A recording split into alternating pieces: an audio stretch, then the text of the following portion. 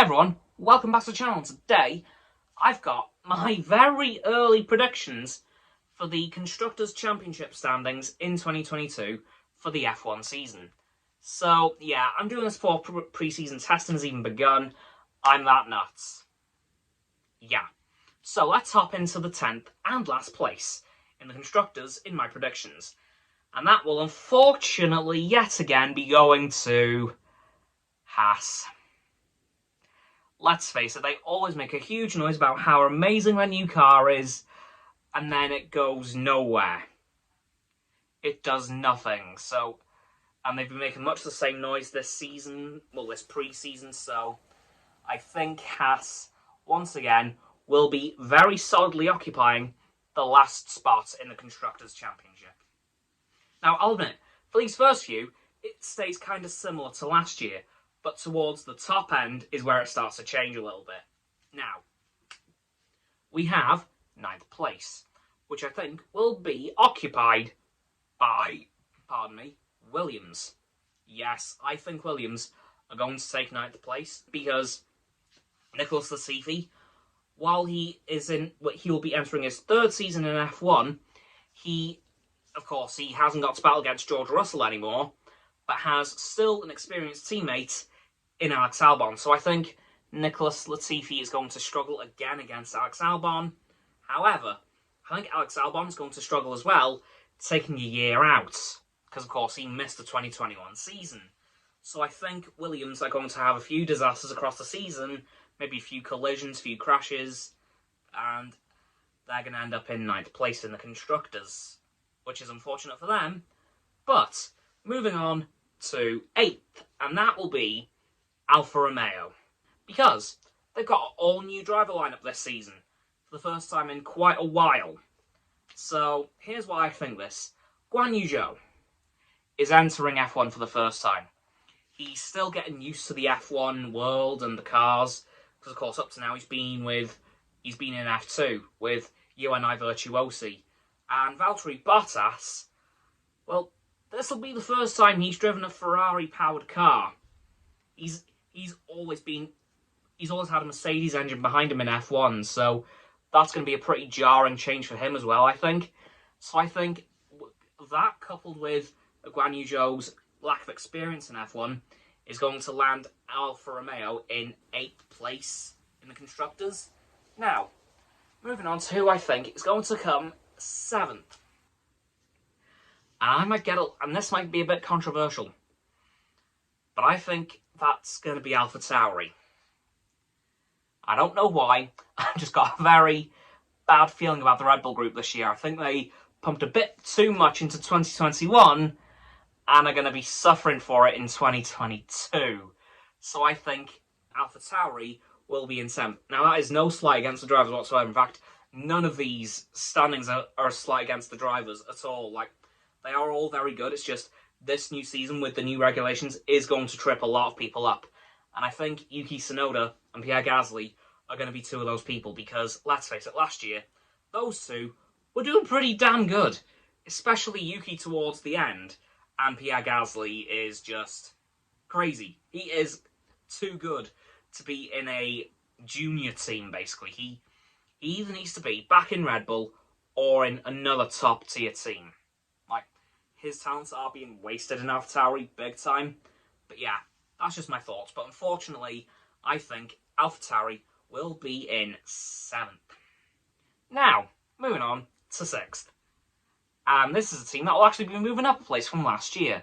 And of course, that is none other than Aston Martin. Yep, Aston Martin, I think, are going to take a bit of an upward draft this season. And somehow find a bit more energy in the car, a bit more power, and they'll do a lot better than they did last season. Maybe with Seb actually receiving the podium this time. I hope. I need that to happen. And Lance Stroll may even pull off some crazy moves, who knows? So I think that this time, Aston Martin will take 6th in the Constructors. Now we get into the top 5 teams. And here's who I think is going to take the number 5 spot. Alpine. Let's face it, Alpine is the most solid top-end midfield team. Like, you've got Esteban Ocon, who won the Hungarian Grand Prix last year, granted under some very strange circumstances, and Fernando Alonso, two-time world champion, and podium sitter towards the end of last season. And I think both of those situations are going to give those two a hell of a lot of motivation and sling them well up the grid. Now, on to my 4th place. I'm really going to be controversial here. I'm going to say Red Bull. I know that is insanity, but as I said a few moments ago about alphatauri, the Red Bull group pumped a little too much into 2021, and I think they're going to really suffer for it in 2022.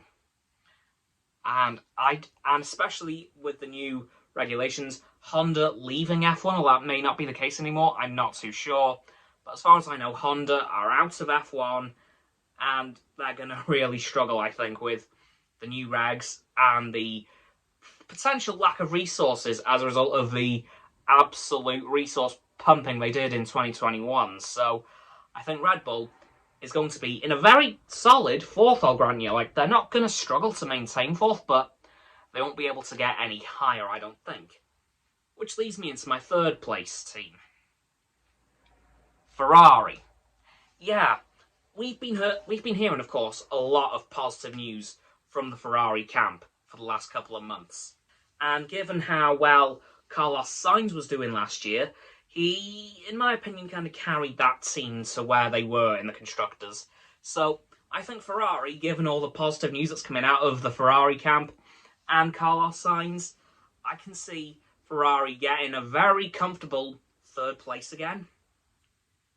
But here's where my top 2 come in. Now, if you've been listening in, you'll know there's only 2 teams left. One you'll expect, and one you'll be very surprised but happy about. Because my 2nd place in the Constructors will be McLaren. Yep, I'm predicting that McLaren will be very close to their old winning ways from many years ago. And I'm loving to see it. Because McLaren, over the last couple of years, they have started to go on an upward trajectory. And a very promising one at that.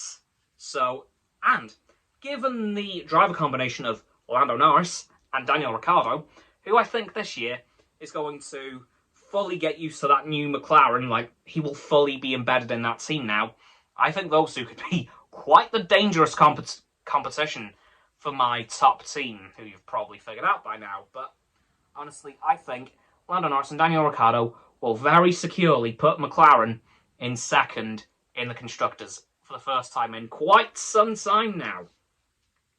Now. My top, number 1, Constructors' Championship winning team for the 9th time in a row, Mercedes. Yep, Mercedes will be back to their winning ways once again. Drivers and constructors. A little bit of spoilers there for next week's drivers' standings video. But yeah, I think Mercedes, as always, are gonna ace their car to perfection and will win the Constructors' Championship with very little challenge. In fact, I think the only team that is going to be challenging them really this year is McLaren, because as I mentioned, they're in a very, well, I think they're in a very tight second, McLaren. I think it's going to be a bit of an ebb and flow between them this year, so I think McLaren may take it at some points, but Mercedes, I think, will have the Constructors at the end. They will secure it at the finishing line. So I think Mercedes is going to be Constructors' Championship winners once again for the 9th time in F1, which is insane to me. So yeah, those are my very, very, very early predictions for the Constructors' Championship standings for the F1 2022 season. So don't forget to like this video, subscribe to mine, Roxo's and Frost's channels, down in the description, my button is down there. Yeah, that big red one, unless you've already subbed, and it's grey.